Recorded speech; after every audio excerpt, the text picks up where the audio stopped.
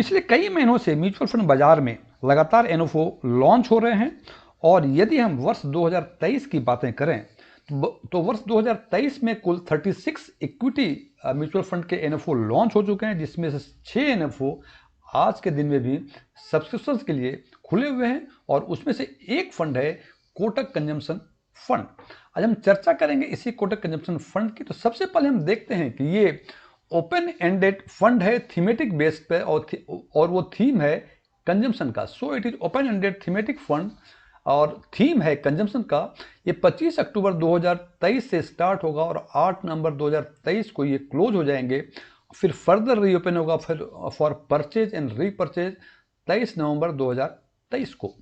इसमें यदि lump sum investment करना है तो कम से कम 5,000 रुपये आपको इन्वेस्ट करने पड़ेंगे और उसके ऊपर करना हो तो ₹1 के मल्टीपल में। और यदि आप एडिशनल इन्वेस्टमेंट करना चाहते हैं तो मिनिमम 1,000 करने पड़ेंगे और उसके बाद ₹1 के मल्टीपल में इससे अधिक कर सकते हैं। यदि हम बात करें एसआईपी की तो एसआईपी इसमें मंथली या क्वार्टरली हो सकता है और महीने के फर्स्ट डे के last day of the month किसी भी दिन आप एसआईपी का डेट चूज कर सकते हैं। मिनिमम अमाउंट जो होंगे 500 रुपये होंगे और ये 500 का एसआईपी करते हैं तो मिनिमम कमिटमेंट जो होगा वो 10 इंस्टॉलमेंट्स के लिए होंगे। और सिस्टमेटिक प्लान में कई सारे वेरिएंट्स इन्होंने ऑफर किए हुए हैं। जैसे एसआईपी की यदि बातें करें तो इसमें स्मार्ट एसआईपी है, टॉपअप एसआईपी है, फ्लेक्सिबल एसआईपी है। यदि एसडब्ल्यूपी की बात करें इसमें स्मार्ट एसडब्ल्यूपी है और यदि एसटीपी की बातें करें तो इसमें स्मार्ट एसटीपी भी है। इसके बारे में डिटेल जाके इसके केआईडी या एसआईडी से केआईएम या एसआईडी में जाके देख सकते हैं कि स्मार्ट एसडब्ल्यूपी या स्मार्ट एसटीपी या स्मार्ट एसआईपी के लिए क्या क्या प्रोविजंस हैं।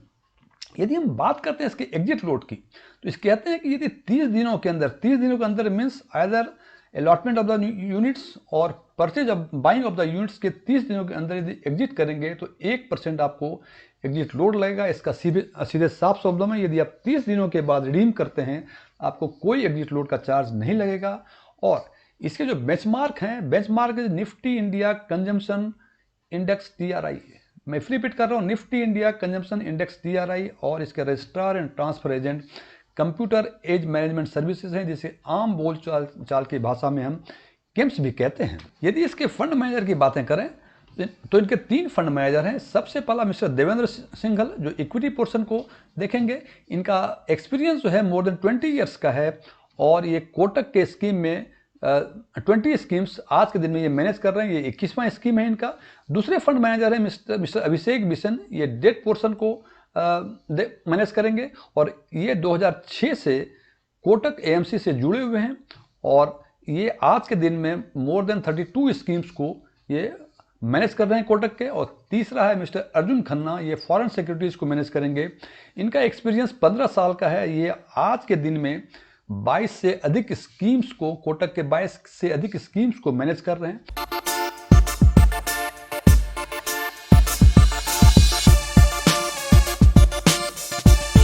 यदि मेरा ये वीडियो आपको पसंद आए इसे लाइक करें, अपने फ्रेंड्स के साथ शेयर करें।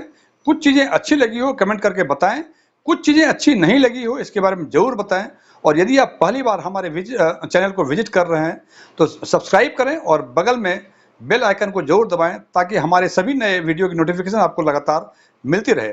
S1 टेक्सफिन में आपका एक बार फिर से स्वागत है। मेरा नाम DM झा है। ये कुछ चीज़ें रहीं कोटक कंजम्पशन फंड के कुछ बेसिक फीचर्स जो करीब करीब सारे एनएफओ में मौजूद होते हैं। अब बात करते हैं स्पेशली कंजम्पशन सेक्टर की। सबसे पहले हम बात करेंगे कि हमें कंजम्पशन सेक्टर में क्यों इन्वेस्ट करना चाहिए, क्या ऐसा कारण है जो कि हमें बताता है कि कंजम्पशन सेक्टर में हमें इन्वेस्ट करना चाहिए। तो सबसे पहला कारण हम देखते हैं कि 2012-13 में जो पर्सनल कंजम्पशन एक्सपेंडिचर था इंडिया का ये 51.8 लाख करोड़ था, जो कि 15 साल के बाद यानी 2022-23 में ये बढ़ के 90.2 लाख करोड़ हो गया। और यदि इसका CAGR को देखें तो पिछले 15 साल का CAGR at the rate of 5.7% है। ये पर्सनल कंजम्पशन एक्सपेंडिचर है हिंदुस्तान में पिछले 15 साल के रिकॉर्ड के हिसाब से।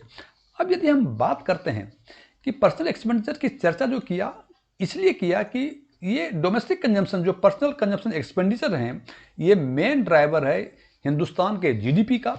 और यदि हम बात करें कि इंडियन जीडीपी में ये कंजम्पशन एक्सपेंडिचर जो है ये कंस्टिट्यूट्स करता है अबाउट 60%। इसका सीधा साफ शब्दों में जो जीडीपी हिंदुस्तान की है करीब करीब 60% जो कंट्रीब्यूशन है वो कंजम्पशन सेक्टर या कंजम्पशन एक्सपेंडिचर से ही आती है।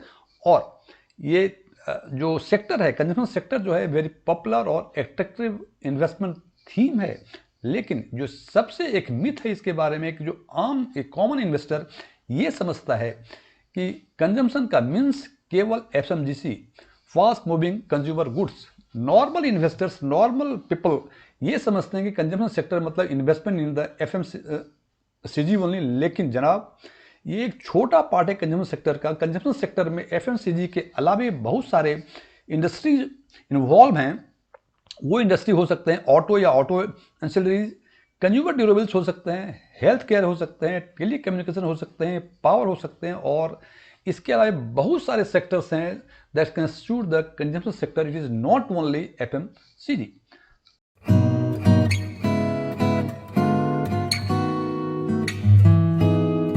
ये तो बातें की हमने कि हमें कंजम्पशन सेक्टर में इन्वेस्ट क्यों करना चाहिए, लेकिन हमें इस पर ध्यान देने की बातें ये है कि ये सब कारण है इन्वेस्ट करने के, लेकिन कंजम्पशन सेक्टर में ग्रोथ कैसे होगा। जैसे हमने यहाँ देखा कि पिछले 15 साल का ग्रोथ 5.7% है CAGR।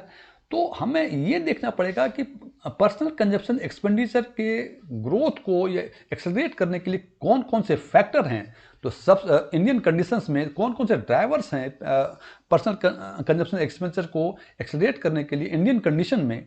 तो सबसे पहला कंडीशन जो इंडियन कंडीशंस में है, इंडिया में 80% ऑफ पॉपुलेशन बिलो 60 ईयर्स के एज के हैं और 65% ऑफ द पॉपुलेशन ये वर्किंग एज में है। जनाब हिंदुस्तान की आबादी करीब 140 करोड़ के आसपास है, उसमें 65% जो पीपल हैं वो वर्किंग एज में है। इसका मतलब ये सारे जो है कुछ न कुछ अर्न कर रहे हैं, और एक्सपेंडिचर तभी बढ़ता है जब उसके पास अर्निंग हो।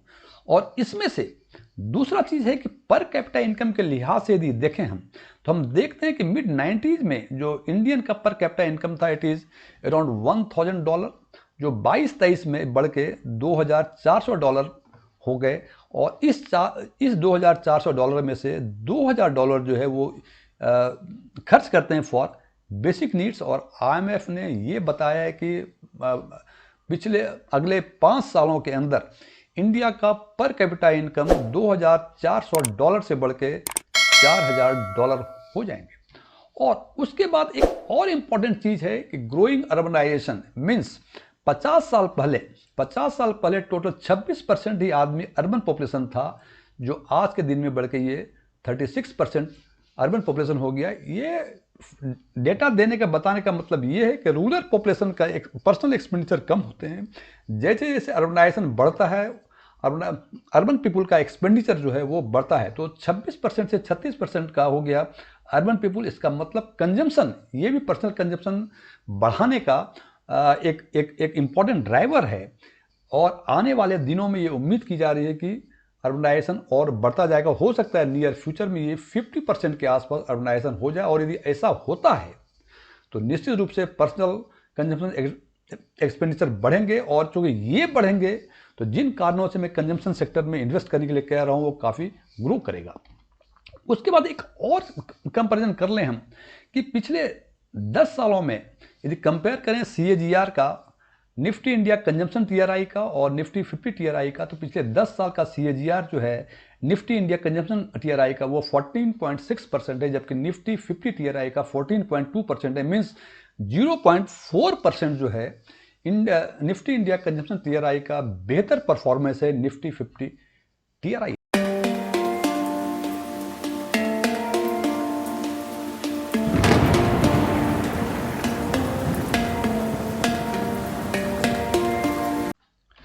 अभी तक हमने बात की कि कंजम्पशन सेक्टर में हमें क्यों इन्वेस्ट करना चाहिए, फिर बातें की कि वो कौन कौन से ड्राइवर्स या फैक्टर्स हैं जो इंडियन कंडीशन में अवेलेबल हैं जो एक्सलेट करेंगे पर्सनल कंजम्पशन एक्सपेंडिचर को।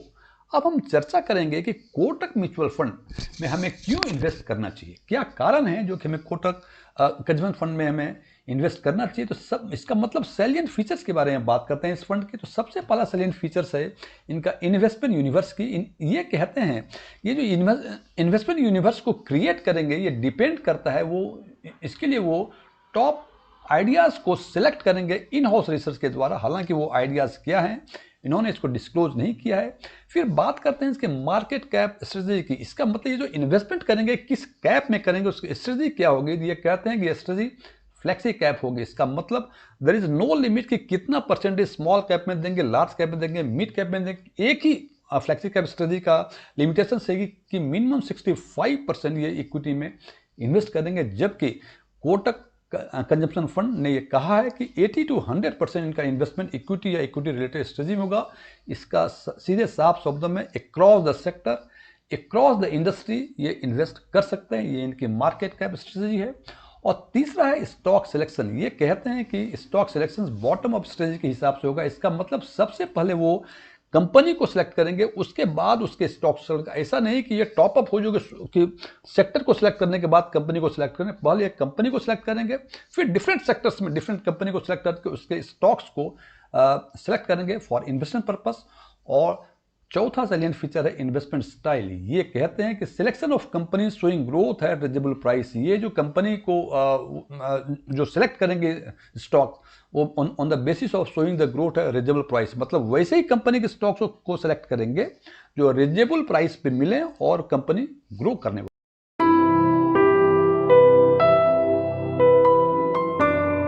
अब हम चर्चा करेंगे कि आज के दिन कंजम्पशन म्यूचुअल फंड का क्या स्टेटस है। सबसे पहले आज के दिन में कुल 13 कंजम्पशन फंड बाजार में मौजूद हैं। उसमें से 1 साल से अधिक पुराने 11 फंड हैं जिनका कैटेगरी एवरेज 11.71% है। 3 साल से पुराने 10 फंड हैं जिनका कैटेगरी एवरेज CAGR 23.14% है। और 8 फंड ऐसे हैं जो 5 साल से अधिक पुराने हैं और उनका CAGR 5 ईयर्स का वो 16.53% है।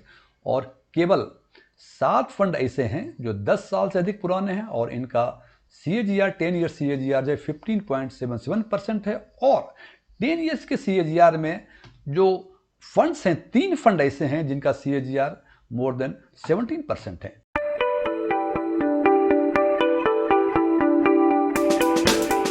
अब हम बात करते हैं इस बात की कि क्या Kotak mutual fund Kotak consumption fund में हमें इन्वेस्ट करना चाहिए, क्या इसके साथ जाना चाहिए।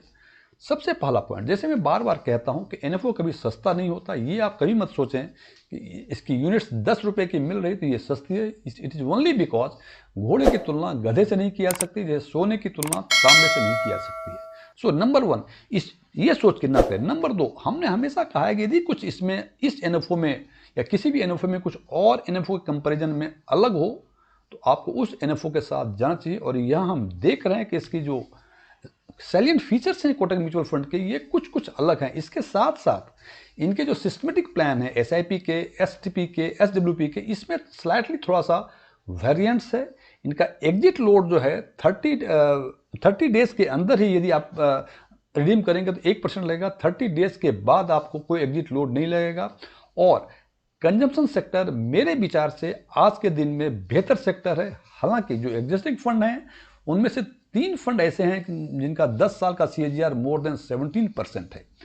तो हालांकि यदि हमें लगता है कि इस सेक्टर में जाना चाहिए, इस फंड के साथ जाना चाहिए, और यदि आप मेरे इस विचार से सहमत हैं और आप चाहते हैं कि इसमें इन्वेस्ट करें, इस NFO के साथ जाएं, तो ध्यान रखें लमसम इन्वेस्ट नहीं करना है। आपको यदि इन्वेस्ट करना है तो you go either for SIP और STP। हालांकि जैसे मैं बार बार कहता हूं कि अंतिम निर्णय हमेशा इन्वेस्टर्स का होता है, बिकॉज हर आदमी का परसेप्शन अलग अलग होता है depending upon their risk profile, their investment temperament and so many factors. So अंतिम निर्णय हमेशा आपका। थैंक